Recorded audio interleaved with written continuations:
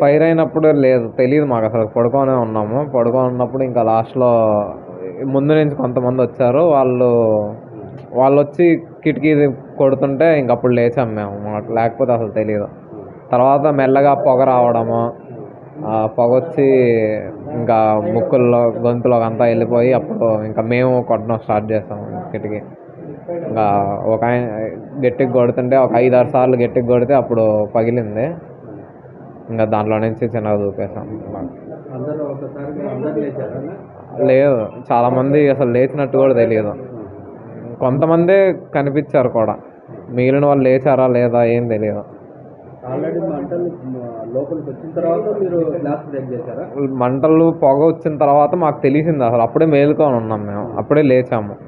అప్పుడు దాకా అసలు నిద్రలోనే ఉన్నాం మామూలుగా.